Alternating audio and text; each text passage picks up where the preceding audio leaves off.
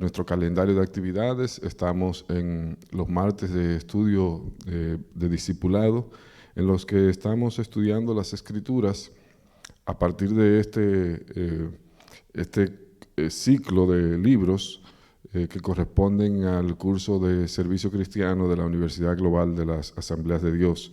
Y recuerdan que la semana pasada iniciamos con el tema que corresponde a un libro nuevo llamado Oración y Adoración, en el que vamos a estar viendo cuál es la oración conforme a la Biblia, qué es la oración conforme a la Biblia, y vamos a ver qué es la adoración conforme a la Biblia. Les recordamos que la semana pasada iniciamos con esta primera lección, ¿a quién orar? Y que estamos basando este estudio en lo que el Señor Jesucristo nos dejó como enseñanza ahí en Mateo capítulo 6, versículos 5 en adelante.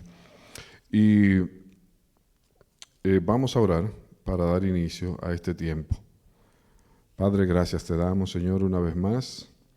Estamos en tu presencia, adoramos tu nombre, te servimos, Señor, y queremos agradarte. En esta ocasión, Señor, queremos que tú uses los labios de tu siervo para que esta enseñanza pueda ser transmitida, Señor, pero sobre todo que nosotros la podamos recibir.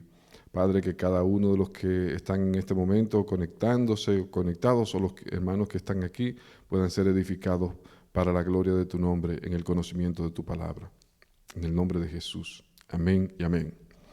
Bueno, hoy sí que tenemos bien reducida la audiencia. Estamos reduciendo el círculo, ¿verdad? Apretando en obediencia a las medidas sanitarias que las autoridades han estado implementando para detener el avance de esta pandemia.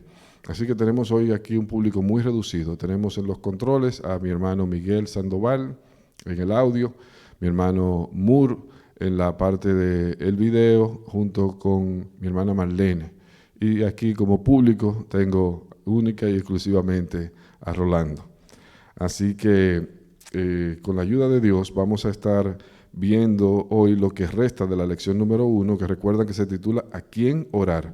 Les recordamos que esto es un extracto del curso Oración y Adoración, y el libro fue escrito por el hermano Morris Williams. Siempre les recordamos que si usted quiere ampliar estos conocimientos, pues tiene la oportunidad de bajar gratuitamente este material que está disponible en internet. Usted solamente digita así, Oración y Adoración, Universidad Global, y va a tener oportunidad de bajar electrónicamente el material.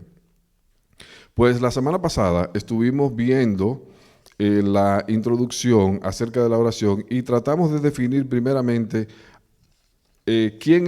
cuál es una opinión correcta o una visión correcta o una idea correcta acerca de Dios.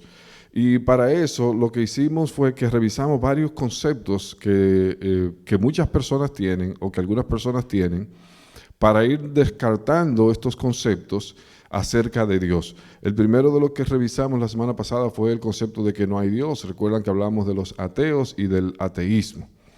El segundo que revisamos fue el concepto de que no se puede saber si existe Dios o no existe. Y ahí vimos el término agnosticismo o agnósticos. Son aquellas personas que dicen que no tienen seguridad, que saben que hay algo, pero que no están seguros si es el Dios de los cristianos, o si es el Dios de los musulmanes, o si es el Dios de los Buda, etcétera, etcétera.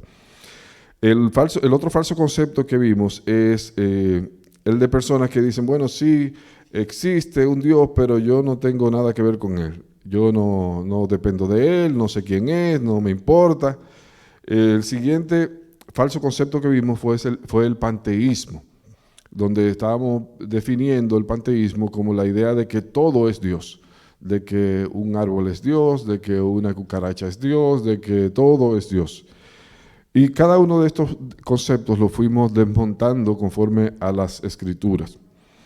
El otro concepto falso que vimos acerca de Dios es el egocentrismo o egolatría, la idea de que yo mismo soy Dios, o sea, yo determino el bien y el mal, yo determino lo que es bueno y lo que es malo, y yo determino lo que me conviene y lo que no me conviene.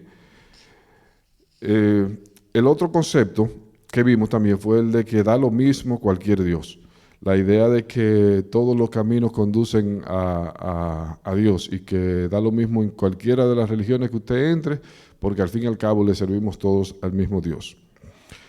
Y el último de los conceptos que vimos fue el espiritista o el espiritismo, y vimos que había personas que pensaban que los espíritus eran más poderosos que Dios, y hay personas que le sirven al espíritu tal, al espíritu tal, al espíritu tal, y desmontamos eso por la Biblia, vimos que los ídolos nada son y que no tienen realmente poder. Entonces, queremos ver que ese Dios verdadero al cual se le debe orar, porque recuerden que ese es el tema que estamos viendo en esta lección número 1, ¿a quién orar? ¿A quién se debe dirigir la oración? Recuerda que cuando comenzamos la introducción dijimos que es muy importante la manera de orar, pero es más importante a quién le estamos orando. Verdaderamente, ¿verdad? Que es más importante, porque usted puede estar orando de la manera apropiada y si no le está orando al Dios correcto, entonces su oración no va a tener ninguna respuesta. Entonces, ¿cómo nosotros podemos conocer al Dios verdadero? Bueno, pues para que nosotros lo podamos conocer, el Dios verdadero se ha revelado a sí mismo. La única manera en que nosotros podemos conocer al Dios verdadero es si Él se revela. ¿Y por qué? Porque Dios es espíritu y nosotros somos materia. Porque Dios está en la dimensión espiritual de lo invisible y nosotros estamos en la dimensión material de lo visible. Entonces, Dios desde la dimensión espiritual puede ver todo lo que está en la dimensión material, pero nosotros desde la dimensión material no podemos ver las cosas espirituales, a menos que Dios decida revelárnoslas. Estamos claros en eso, ¿verdad? Yo miro aquí a Orlando para saber a Rolando para saber si él asiente, para yo entonces entender que ustedes allá en la casa también están asintiendo y están de acuerdo con nosotros. Entonces vamos a ver 3 de las maneras en que Dios se revela a los hombres. Hay una cuarta que, bueno, no quiero confundir. Vamos a ver estas 3. Las 3 maneras en que Dios se ha revelado a los hombres es mediante su palabra escrita, mediante su Hijo y mediante su Espíritu. Dios se revela a los hombres mediante su palabra escrita, mediante su Hijo y mediante el Espíritu. Pero en estas 3 maneras en que Dios se revela a los hombres, tiene que haber completa coincidencia. No puede haber una revelación de Dios hecha por el Espíritu diferente a la revelación de Dios que ya tenemos en la palabra escrita. Ni puede haber en la revelación del Espíritu una revelación diferente a la que el Señor Jesucristo nos vino a traer. De hecho, al Señor Jesucristo la Biblia le llama el Verbo encarnado, o sea que Él es la palabra, pero viva, la palabra hecha persona. Gloria a Dios. Vamos a ver primeramente la revelación de Dios a través de su palabra escrita. Cada religión tiene sus profetas, tiene sus visiones, tiene milagros y tiene escritos sagrados. Todas las religiones tienen profetas, tienen sus rituales y tienen sus escritos sagrados. Entonces, ¿por qué nosotros decimos que el Dios verdadero se reveló a través de la palabra escrita? El Dios verdadero ha dado al hombre todas estas cosas y ha hecho aún más para darse a conocer. Él se ha revelado y ha manifestado su voluntad, hablando al hombre por medio de su palabra escrita, su Hijo unigénito y su Espíritu Santo. O sea, todas las religiones tienen un libro sagrado, pero el nuestro es algo más que un libro sagrado y eso lo vamos a ver ahora. Y además de eso, el Señor no se conformó con dar su revelación en la palabra escrita, sino que Él mismo se reveló en persona.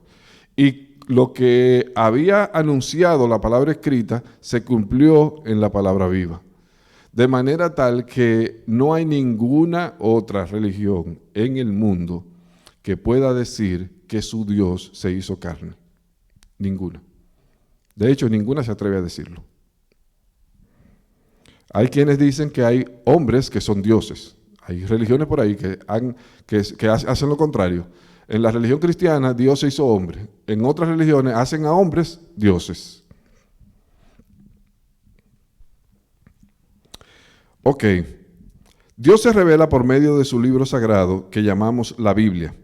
En él, en este libro, se hallan las palabras de Dios, que Dios ordenó escribir a sus profetas y apóstoles. Sí que tenemos lectura hoy, mi hermano. Sí, sí o no, sí o sí. Ok, pues vamos a comenzar con Isaías capítulo 30, versículo 8, en la voz de nuestro querido hermano Moore. Isaías 38. Isaías 38, que Dice, vamos a ver, ¿por qué nosotros decimos que la Biblia es la palabra de Dios? Bueno, es que la misma Biblia se presenta como palabra de Dios. Vamos a ver lo que dice Isaías capítulo 30, versículo 8. dice, ve pues ahora y escribe esta visión en una tabla delante de ellos y regístrala en un libro para que quede hasta el día postrero eternamente y para siempre. ¿Quién le está diciendo eso a Isaías? Jehová Dios. Le está diciendo a Isaías que las palabras que él le da, él quiere que se las deje, que queden por escrito, registradas por escrito. Entonces, la idea de que Dios se reveló a sí mismo en una palabra escrita no es una idea que nosotros nos inventamos. Es una idea que está respaldada en las mismas escrituras. Hay otro pasaje aquí que me gustaría que revisemos para comentar esta idea de que Dios se ha revelado a sí mismo a través de la palabra escrita. Es Jeremías capítulo 30, versículo 2. Así habló Jehová Dios de Israel, diciendo, escríbete en un libro todas las palabras que te he hablado. ¿Se fija? A Isaías le pidió el Señor que hiciera ¿qué? Que escribiera las palabras que él le estaba dando, que las escribiera en un libro. Y a Jeremías también le habló el Señor y le pidió que escribiera las palabras que él le estaba hablando, que las dejara registradas en un libro. Y así sucesivamente, a través de diferentes profetas y apóstoles, el Señor mandó a escribir. De hecho, uno de los versículos que vamos a estar revisando aquí un poco más, bueno, dentro de unos minutos. Bueno, vamos a revisarlo de una vez. Segunda de Timoteo capítulo 3, versículos 16 y 17, para que juntemos estas ideas de estos tres versículos. Segunda de Timoteo capítulo 3, versículos 16 y 17.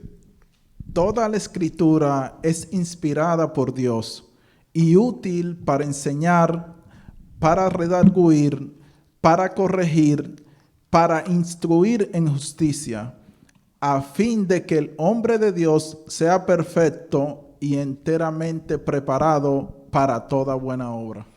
Toda la escritura es ¿qué? Dice ahí mi hermano Moore. Dice, inspirada por Dios y útil para enseñar, para redarguir, para corregir, para instruir en justicia, a fin de que el hombre de Dios sea perfecto y enteramente preparado para toda buena obra. Entonces, la Biblia se declara a sí misma como inspirada por Dios. Que por cierto, la palabra que se traduce ahí como inspirada es literalmente respirada. Respirada por Dios. De manera tal que Dios mismo fue quien les inspiró a los autores humanos cada palabra que habría de estar escrita allí. Entonces, cuando reunimos estos tres versículos, nos damos cuenta de la idea de que Dios mandó, determinó que hubiese una palabra escrita. Y Él mismo decidió que era lo que se iba a escribir en aquella palabra, en aquellos libros.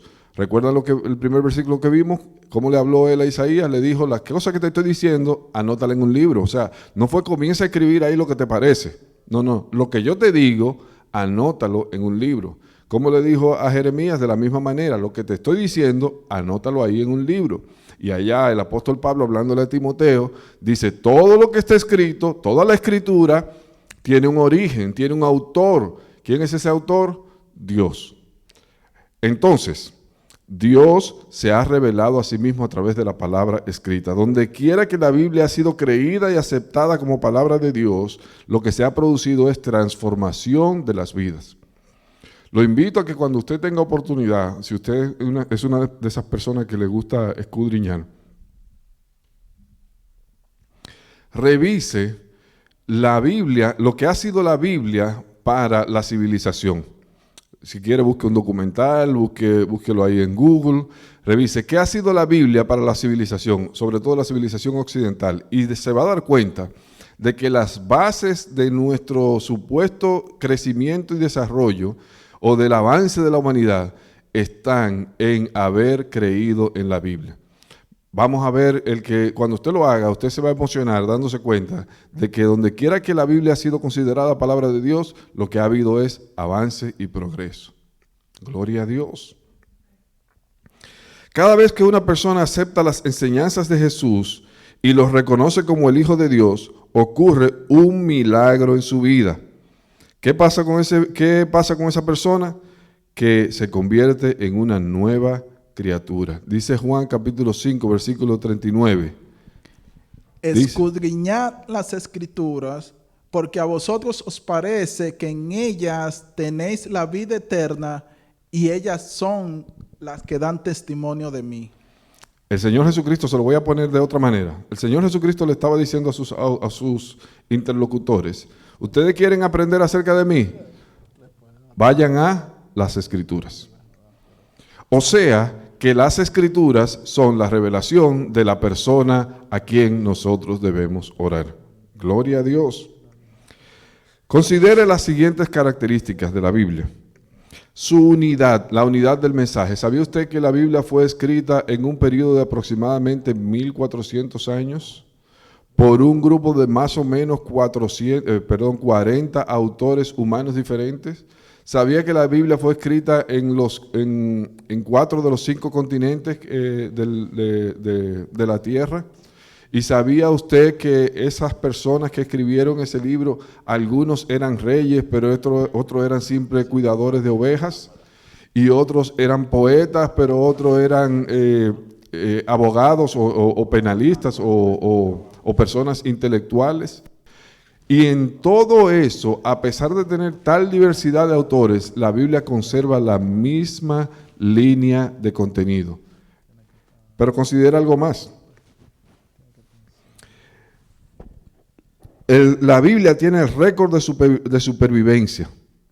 Ningún otro libro en la historia de la humanidad ha sido tan perseguido como la Biblia. La Biblia ha sido censurada en decenas de países.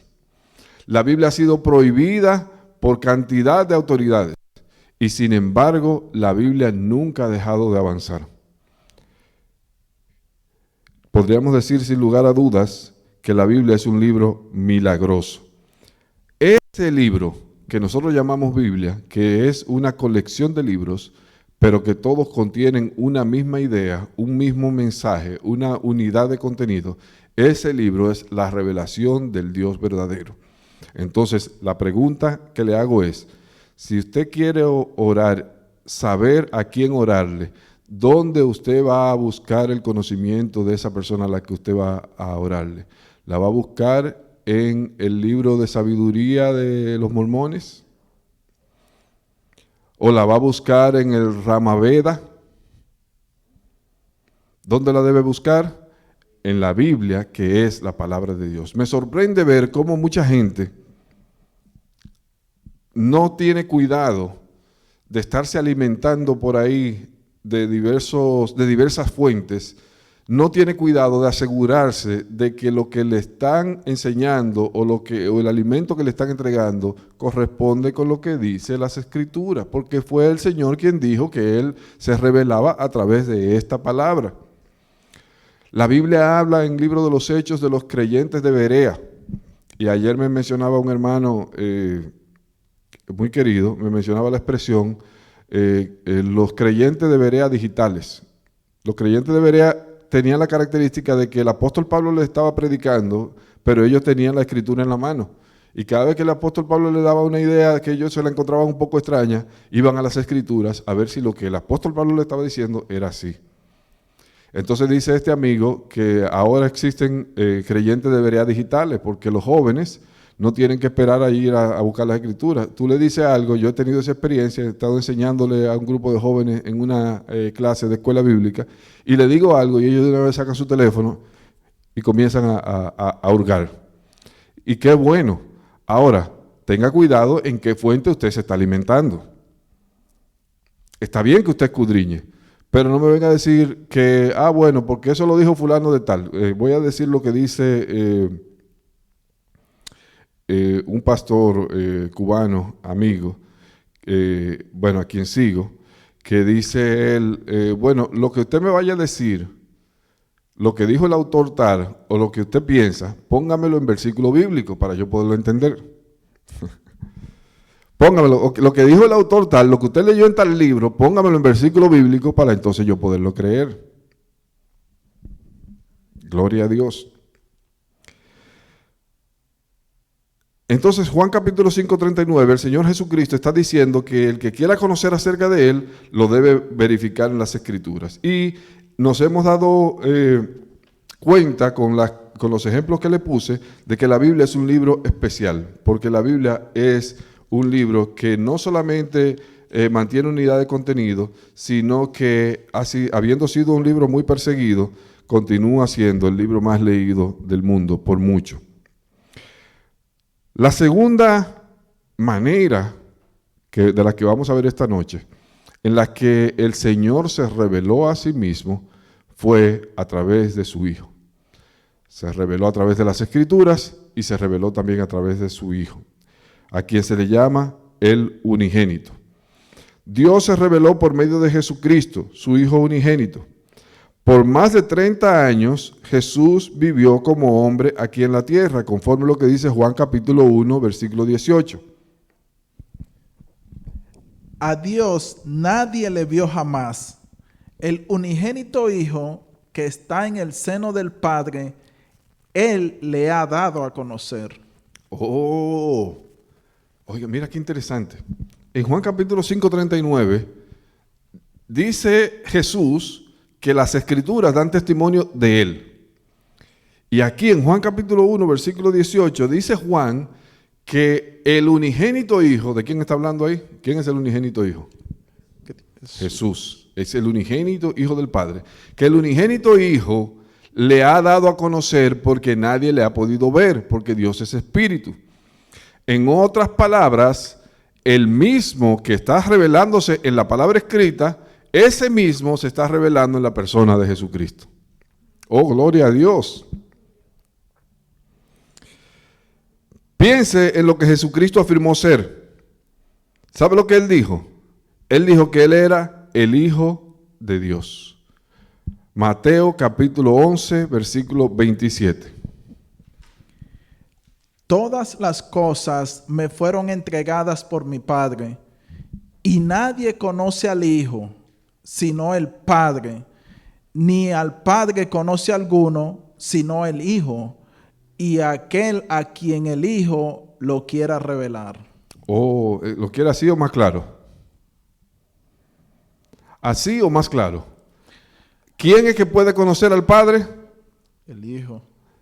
¿Y quién más? Aquel a quien Él lo quiera revelar. Aleluya. Aleluya. Solamente podemos conocer a Dios porque Jesucristo nos lo ha revelado. Y se nos ha revelado también a través de la palabra, que es el mismo Jesús, pero la palabra escrita. Oh, gloria a Dios. Pero Jesucristo no solamente afirmó ser Dios, Él lo confirmó.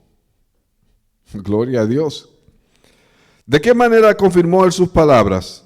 Con el ministerio milagroso que Él tuvo de sanidad y poder, pero sobre todo con su muerte y resurrección. Una cosa es que yo venga aquí y diga, yo soy, ¿qué puedo decir? Yo soy el vicepresidente de los Estados Unidos. Por no decir el presidente, porque nadie me va a creer, porque el presidente es rubio. Sí, y está un poquito más llenito que yo. Pero vamos a suponer que yo venga aquí y diga, yo soy el vicepresidente de los Estados Unidos. Y usted sea una persona muy ingenua y usted diga, ok, yo te creo. Pero que resulta que ahí mismo, en ese mismo instante, se presentan unas autoridades militares y me dicen, ¿quién es usted? Y yo le digo, yo soy el vicepresidente de los Estados Unidos. Y me llevan preso. ¿Qué usted va a decir? Me engañó. No es nadie. Y después que está preso, oye usted en la noticia, un farsante que se hacía pasar por vicepresidente de los Estados Unidos está preso y no va a salir nunca de esa cárcel. Pero ¿qué pasa? Si Jesucristo dice que Él es el Hijo de Dios y por decirlo lo matan y 3 días después se levanta de la tumba. Aleluya.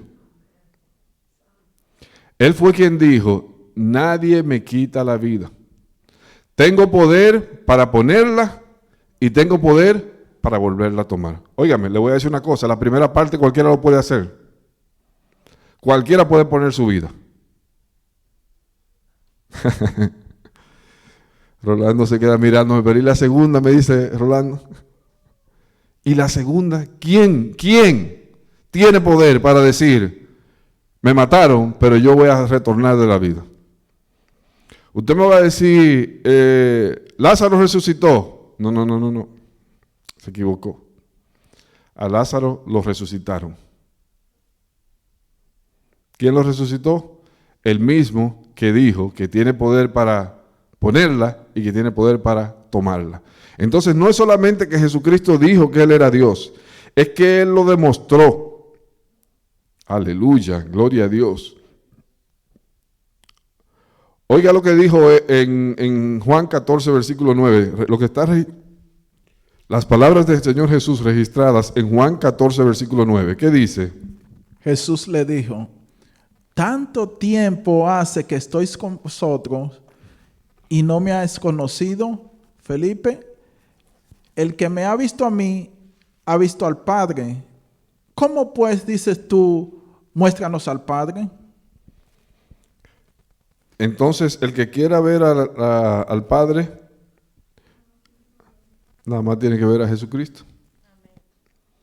El que quiera conocer al Padre, nada más tiene que conocer a Jesucristo. En otras palabras, o dicho de manera más llana, Jesús es la revelación del Padre. Oh, gloria a Dios. Pero además, hay un versículo bíblico de Gálatas que pensé que lo había puesto, no lo puse, pero Gálatas, si mal no recuerdo, es Gálatas capítulo 4, dice, Él es la imagen del Dios invisible.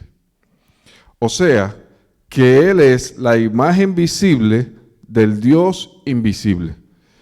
A Dios nadie lo puede ver, pero en Jesucristo vimos la faz de Dios.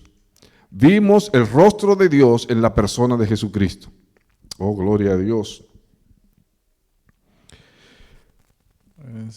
Tercera.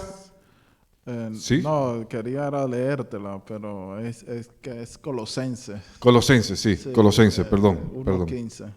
Sí, por favor, léelo. Dice, Él es la imagen del Dios invisible, el primogénito de toda creación, porque en Él fueron creadas todas las cosas, las que hay en los cielos y en la tierra, visibles e invisibles, sean tronos, sean dominios, sean principados, sean potestades.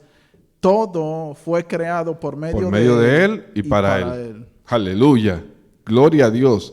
Vuelve y léelo, varón, vuelve y léelo, que me emociona ese versículo. Es Colosenses 1:15 y 16. 1:15 y 16, sí. Él es la imagen del Dios invisible. ¿De quién está hablando? De Jesús. De Jesucristo.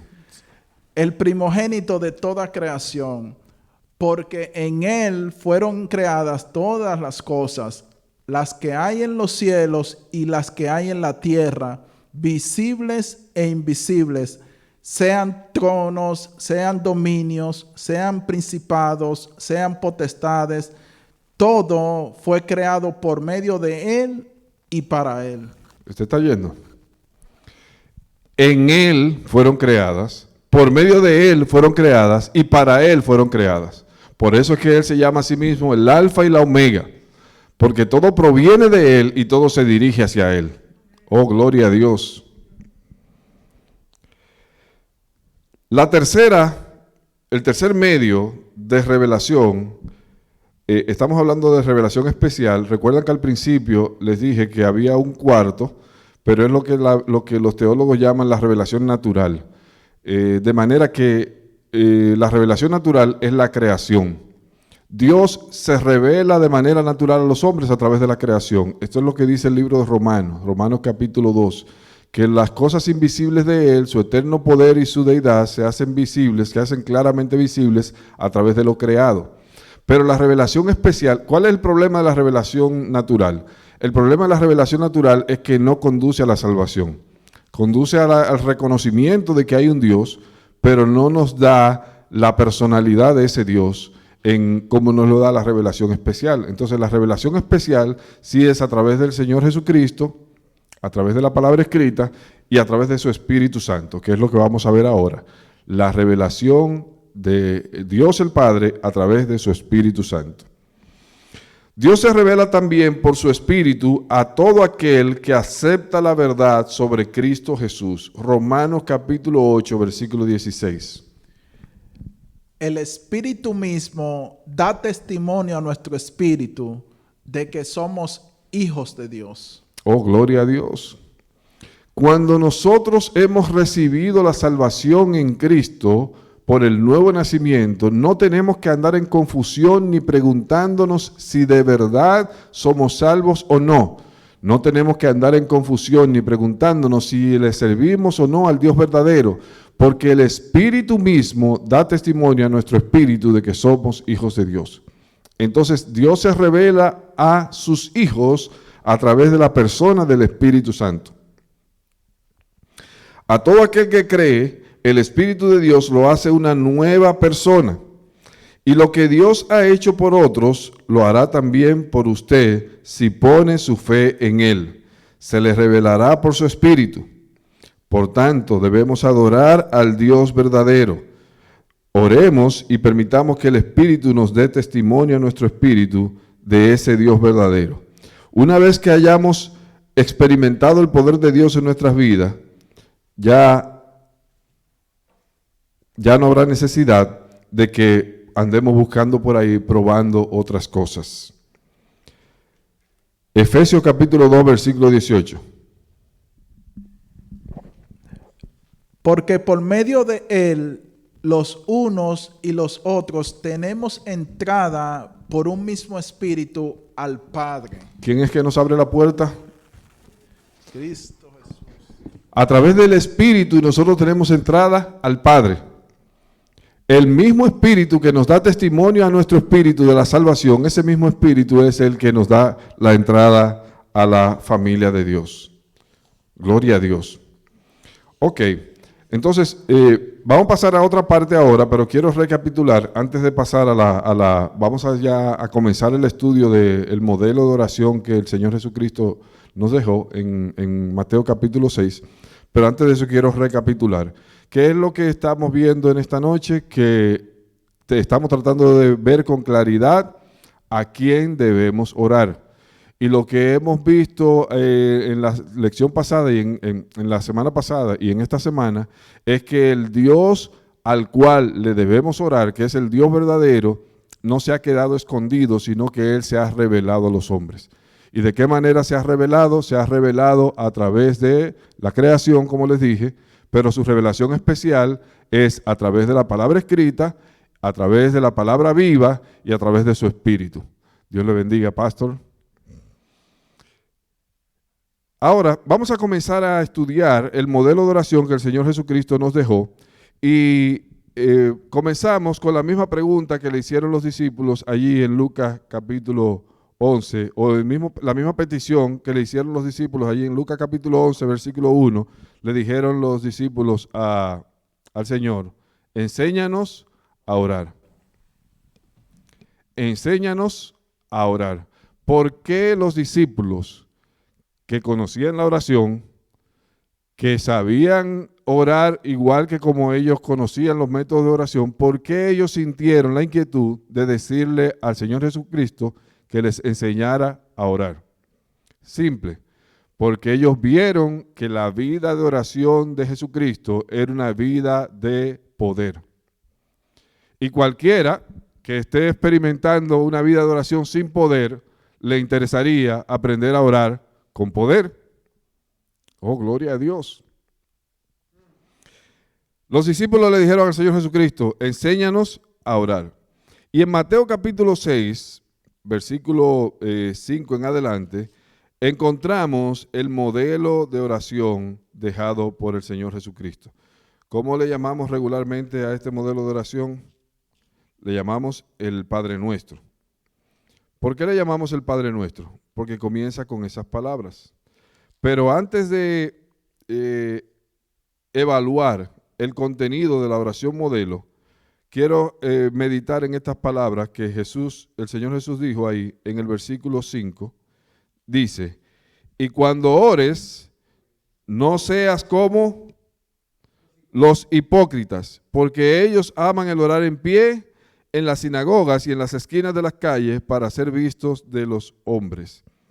El Señor nos está indicando que para que la oración sea poderosa, tiene que ser una oración en secreto y con sencillez.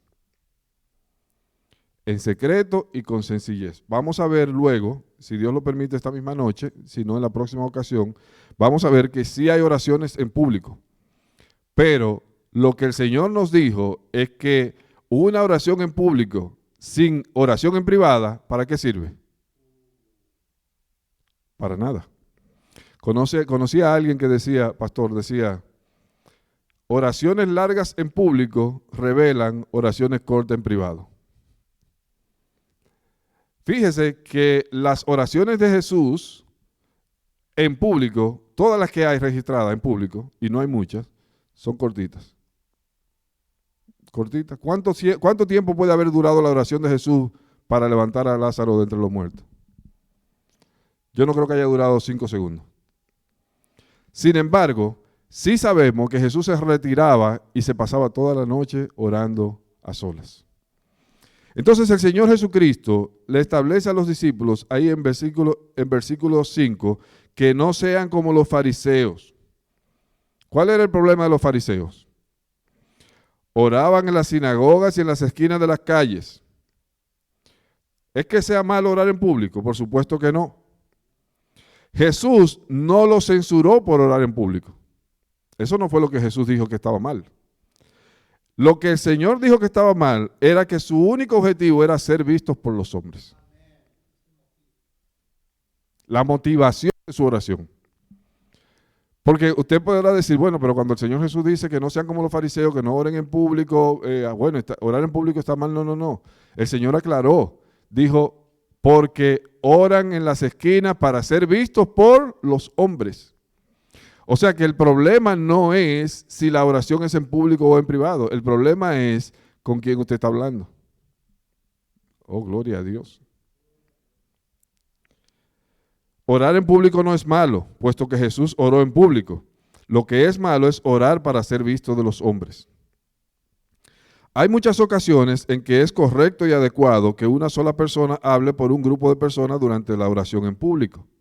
Imagínense que estemos todos aquí y digamos, y alguien pida oración a la iglesia, vemos aquí 40 personas, y alguien pide oración y que ninguna persona dirija esa oración. Imagínense que hay 40 personas y cada uno de los 40 está orando en una dirección diferente. ¿Cómo esa oración va a poder ser eficaz si no sabemos lo que está pidiendo Rolando, lo que está pidiendo Juan, lo que estoy pidiendo yo y lo que está pidiendo fulano? Entonces, hay ocasiones en las que definitivamente debemos dejar que una persona dirija la oración y nosotros los demás apoyamos la oración de esa persona. Hubo alguien que vino a mi casa a visitarme y yo le pedí, y estaban hablando y eso, y yo le dije, y ellos se iban. Y le dije, no, espérese, no se vaya, vamos a orar. Y le dije, ore. De esa persona que van a visitar. Sí, a tocar la puerta, sí. Y me dijeron, no, porque Mateo 6:5 dice que yo no ore en público y eso. Yo digo, bueno, depende de tu corazón. Y ahora usted viene y toca ese tema. Sí. No es que lo haga o lo deje de hacer, porque aún en el púlpito, en la iglesia, a donde quiera, lo que importa no es que usted esté de pie o esté sentado, no es que usted esté arrodillado o esté caminando, sino es lo que hay en su corazón, porque de la abundancia del corazón Habla la boca. Y quiero resaltar que es una de las oraciones más peligrosas cuando usted tiene la responsabilidad de orar en público. Es una de las más peligrosas, porque siempre tenemos la tentación de pensar qué va a pensar la gente de lo que yo voy a decir. El pastor daba un ejemplo aquí el domingo pasado. Yo Sí. tengo otro ahora. Ah, sí, más Sí, reciente. Sí, más viejo. Ok. Yo estaba en El Salvador y yo creo que le he dicho a ustedes este testimonio. Estarán algunos cansados. Miguel debe estar cansado de oírlo ya. Y era que yo estaba en El Salvador y estábamos en este lugar donde era un lugar bien peligroso. Y me dieron el micrófono para que yo predicara. Y yo prediqué y el agua no se detenía. Entonces, de momento, yo veo que la gente está como que este hombre está loco. Y teníamos un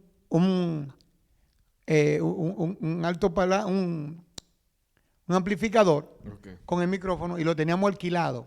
Y el hombre que lo tenía alquilado estaba nervioso. Yo dije, no te apures, que si se rompe, yo lo pago.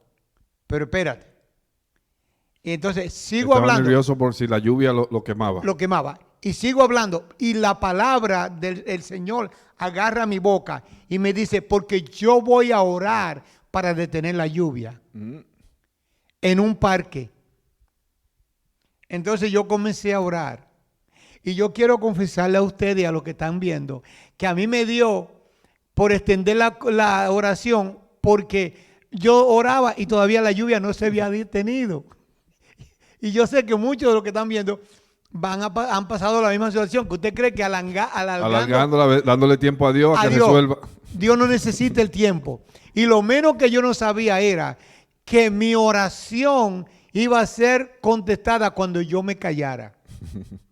Y seguidamente cuando yo dije amén, vino como una cortina y se rodó y el cielo mandó luz y hubo todo y la lluvia se detuvo.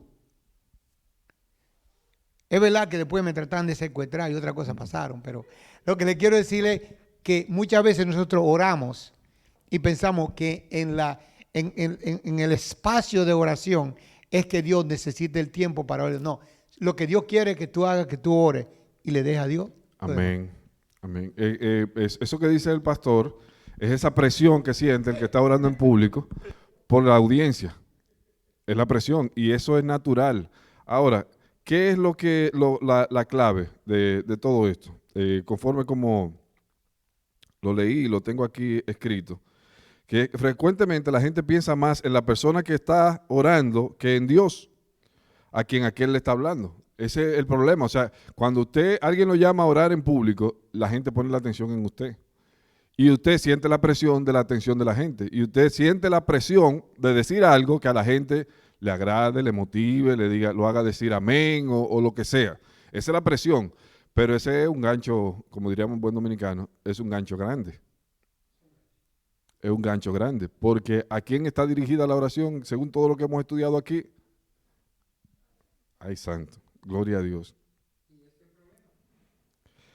Esto hace que el que ora se vea enfrentado a una gran tentación.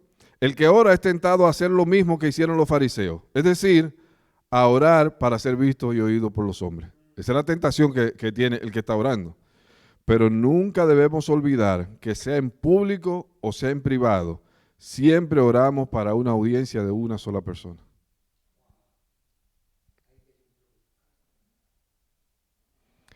En público o en privado, estamos hablando para una sola persona. La audiencia es de uno. Oh, gloria a Dios. Entonces, pienso yo, pastor, que esta es la clave, ponernos en la mente, en el momento en que nos llaman a orar en público, ponernos en la mente de que usted no va a hablar con ninguno de los que están escuchando. Usted va a hablar con Dios.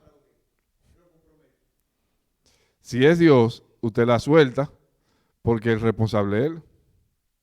La oración de Elías, que se usa como modelo, la usa Santiago como modelo de oración. La oración de Elías, usted la mide y duró como 5 segundos. Señor, sea manifiesto que tú eres Dios y que yo soy tu siervo. Esa fue la oración. ¿Y qué pasó? Bajó fuego del cielo, consumió el holocausto y la envió hasta las zanjas. Pero lo que quiero resaltar es que en la oración usted tiene que tener presente siempre que usted está hablando con una sola persona, aunque haya 1,000,000 escuchándolo. Oh, gloria a Dios. Sí. Yo que siempre digo que, ¿te imaginas que Pedro cuando se estaba hundiendo estuviera dando una oración ahí de cátedra? Una cosa? No le da tiempo. Dios, Señor, sálvame. Y amén, ya. Gloria a Dios. Ahora que el varón dice eso, ¿cuánto han tenido experiencia de una oración de emergencia? De esas oraciones que usted lo único que puede decir es, ayúdame o sálvame. Gloria a Dios. ¿Sí va a decir algo, pastor?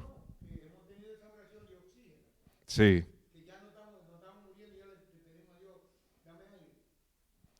Y el Dios al que nosotros le servimos, Él mismo fue que dijo, bueno, eso lo vamos a ver más adelante, no me voy a adelantar.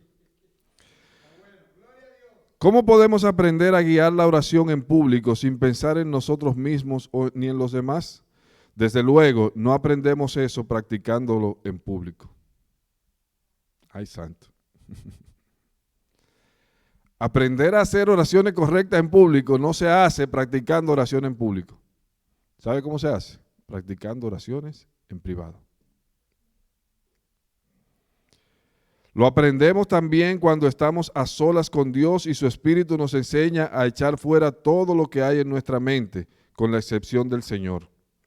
Luego, cuando estamos en público, es como si todavía estuviéramos a solas, es decir, que sabemos que la gente está escuchando, nuestros pensamientos están, aunque sabemos que la gente está escuchando, nuestros pensamientos están concentrados en lo que le estamos diciendo a Jesús. O sea, que aunque estemos en medio de un grupo, estamos a solas con Dios. Entonces, ¿usted quiere tener oraciones efectivas en público? Tenga oraciones efectivas en secreto. ¿Usted quiere tener oraciones en público en las que se manifieste el poder de Dios?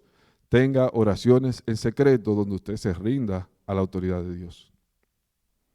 Cuando el Señor Jesucristo habló acerca de los secretos, dijo, y tu Padre que ve en los secretos, te recompensará en público. No es al revés. No es al revés, que tu papá te va a ver en público, lo lindo que tú hables y lo mucho que tú emocionas, y te va a recompensar después en secreto. Es exactamente lo contrario. Oh, gloria a Dios. Entonces, ¿qué hay en cuanto a la oración en secreto? Jesús dijo que entráramos en el cuarto y cerráramos la puerta. Vamos a leer de nuevo Mateo capítulo 6, versículo 6. Mateo 6:6 dice, Sí. Mas tú, cuando ores, entra en tu aposento y cerrada la puerta, ora a tu Padre que está en lo secreto, y tu Padre que ve en lo secreto te recompensará en público. ¿Por qué el Señor da esas dos indicaciones que son como tan parecidas? Entra en tu aposento y cierra la puerta. ¿Por qué? ¿Usted tiene alguna idea? ¿Por qué el Señor dice, entra en tu aposento, pero después que esté en tu aposento, cierra la puerta? Porque el Señor está interesado no solamente en el secreto, sino que está interesado en la intimidad. O sea, no es que hay un truco porque usted está donde no hay gente. Es que el Señor está reclamando que cuando usted esté hablando con Él, tenga intimidad con Él. Oh, gloria a Dios. Entonces por eso parece como recalcar, ¿verdad? Porque usted dice, si ya está en su aposento, ¿por qué dice que cierre la puerta? Los que tenemos niños en la casa o tenemos esposa con la que tenemos muy buena relación, como el caso mío, y yo sé que de los que están aquí, sabemos que, por ejemplo, a mí se me hace difícil escondérmela por mucho rato a mi esposa. Se me hace muy difícil. Porque cuando hace rato que no estamos interactuando, se me aparece allá donde, ¿qué tú haces? ¿Qué tú estás haciendo? Pero el Señor está diciendo, sí, Él quiere que tú tengas una excelente relación con tu esposa o tu esposo, pero el Señor está diciendo que tu relación con Él tiene que ser íntima y personal. Gloria a Dios. Por eso dice, entra en tu aposento y cierra la puerta. Cierra la puerta quiere decir que nadie se meta en lo que estamos hablando, tú y yo. Sí, adelante, pastor. Hay una mala interpretación muchas veces que la gente cree que Dios escucha más de madrugada que de día o de tarde. O de tarde. Y yo quiero hoy, con el permiso de usted, hermano maestro, pero yo creo, esta es mi creencia y usted pues tiene toda autoridad, porque usted es maestro hoy. Yo creo que lo que pasa es que cuando tú separas un tiempo intencionalmente y tú dejas todo al lado para buscar a Dios, no es la hora. No es la hora. A esa hora tampoco, a las 11 de la noche de la mañana, nadie te va a estar llamando. Y si te llaman, es imprudente, a menos que sea una emergencia. Pero ese tiempo es un tiempo solo, aislado, separado. Entonces, la gente le gusta separarse para orar y creen que ellos consiguen más con eso. Sí, consiguen más con eso, pero no es por la hora. Amén. Es por la solitud, es porque tú estás sola, es porque ya tú has dejado todo la preocupación del día. No es la olla que está prendida y las batatas se te queman. No, todas esas cosas están ya puestas al lado. Y si hay algo que es bonito, es entrar en una intimidad. Yo recuerdo que cuando yo joven, ¿verdad?, el lugar mío para yo orar era un closet. Y yo le puse una extensión y una lamparita. Y yo me ponía la lamparita aquí en el hombro y yo comenzaba a leer la palabra. Y después apagaba la luz y comenzaba a orar ahí en el closet. Y hermano, usted no se imagina las cosas grandes que pasaron en mi vida. Pero era que yo me aislaba. Yo quiero que los hermanos entiendan que no es la noche, ni el día, ni la madrugada. Es ni el lugar. Ni el lugar tampoco. No es el closet. No, porque hay personas que no, que en el monte. No, ajá. Usted y cogen para el monte. Usted sabe que hay esa sí. Es una especie de como de no sé ni cuál palabra usar, pero usted le está atribuyendo un poder especial a ese lugar. Y cuidado con eso. Mucho cuidado. Y cuidado con eso. Y eso es lo que yo celo de la persona. Que las personas no entienden la raíz etimológica de lo que quiere decir lo que está diciendo. No es el monte. En el monte es porque a lo mejor tú no llevas el teléfono allá y tú estás solo. A lo mejor porque todo el mundo que está ahí está alrededor, está haciendo lo mismo. Hermano, es tiempo que nosotros aprendamos a orar. Es la intimidad. Lo que Dios está buscando es la intimidad. Pero nosotros no entendemos eso.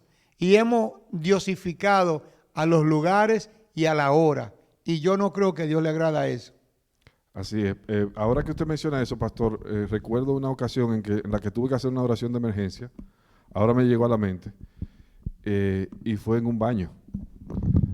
Se me presentó una situación que fue tan urgente que yo dije permiso y entré al baño y me arrodillé en el baño. Y ahí oré. Y Dios me respondió a la oración. Y usted dirá, un baño. Y era un baño de una tienda, o sea, no era un baño privado, era un baño público. Pero yo entré a ese baño, me arrodillé y Dios me respondió a la oración. Lo que quiero es respaldar lo que está diciendo el pastor, que no se trata de lo que está fuera de mí, se trata de lo que está dentro de mí. Y cuando nosotros preferimos orar de madrugada, es porque el tiempo de madrugada se presta precisamente para que hasta el más necio de los borrachos está durmiendo a esa hora. Hasta el más necio de los borrachos ya se durmió. Y por eso hay un tiempo en que usted puede sacar completa intimidad para dedicarse al Señor. Incluso ocasiones en las que usted de noche está muy cansado y se arrodilla a orar y usted lo que hace es que se duerme. O nada más a mí que me pasa. Sí, porque quizás, no sé, a lo mejor los hermanos son más fuertes y más santos que yo. Pero uno cansado de un día entero, con un trabajo difícil o complicado, o simplemente ese día fue un día desastroso para usted y usted se arrodilla y lo que hace es que termina roncando y babeando, y cuando usted despierta babeando la Biblia, usted se avergüenza, pero cuando usted se levanta de madrugada, usted está fresco, su mente está clara porque usted descansó. Y entonces por eso es que hay un secreto en orar de madrugada. Pero no es que Dios tiene una hora especial para escucharnos. Gloria a Dios. Gracias por el aporte, pastor. Casi me paso. Ok. Entonces, lo que el Señor está buscando es esa intimidad. Pero asimismo, el Señor nos dijo que habría una recompensa en público. Pero con estas palabras, Jesús se estaba refiriendo más a un estado de ánimo que a un cuarto con una puerta, como les acabo de decir. Lo importante es que lleguemos a estar a solas con Dios. Usted, oiga esto, usted puede estar a solas con Dios donde quiera que se encuentre. Y yo no sé si a usted le ha pasado, pero a mí me ha pasado que en algún momento estoy meditando en Dios en una tan profundo que me desconecto de las cosas que están a mi alrededor. Y si usted es chofer de camión, yo no le recomiendo que haga algo como eso, pero a lo mejor si usted está centrado en una computadora haciendo algún trabajo monótono, quizás es posible que en algún momento usted se concentre en Dios y se desconecte de lo que está a su alrededor. En otras palabras, la intimidad con Dios no necesita de un lugar ni necesita de un tiempo especial. Usted puede tener intimidad con Dios en cualquier momento y en cualquier lugar. Por ejemplo, algunas personas oran con más libertad cuando van caminando por un bosque. He conocido a personas que se sienten más conectados con Dios cuando están caminando entre la naturaleza. Otras prefieren un cuarto alejado de los demás. Y hay incluso quienes pueden estar a solas aun cuando estén rodeados de muchas personas. Lo importante es que usted tome la decisión de estar a solas con Dios en su mente y en su corazón. Recordemos que la oración es una conversación. Vamos a tratar otro punto. Bueno, no, vamos a dejarlo ahí. Lo continuamos en la próxima porque vamos a entrar ahora a derribar un mito, porque a veces nosotros pensamos que la oración es una comunicación de una sola vía y la oración es una comunicación de dos vías. Y eso, si Dios lo permite, lo vamos a ver en la próxima ocasión porque ya se nos acabó el tiempo. Vamos a orar. Padre, gracias te damos en este día, Señor. Adoramos tu nombre, te bendecimos, estamos entusiasmados con la oportunidad de revisar en tu palabra, Señor, estas enseñanzas y que tú nos enseñes a todos nosotros a ser más efectivos en nuestras oraciones, que nos ayude, Señor, a disfrutar más de nuestra vida de oración y a tener un tiempo de oración, Señor, que sea más productivo en tu presencia. Gracias por la oportunidad. Te pedimos, oh Dios, que nos traigas con bien a cada uno de nosotros a nuestros hogares y que nos traigas de nuevo aquí, Señor, cuando tú lo consideres, Dios mío, y que cada una de estas personas que ha escuchado este mensaje, oh Dios, lo pueda atesorar en su corazón. En el nombre de Jesús. Amén y amén. Les recordamos que, aunque no nos estamos reuniendo físicamente, seguimos los martes, seguimos los jueves y seguimos los viernes y seguimos los domingos para la gloria de Dios. Y ahora nuestro pastor con nosotros. Dios les bendiga y a su nombre gloria.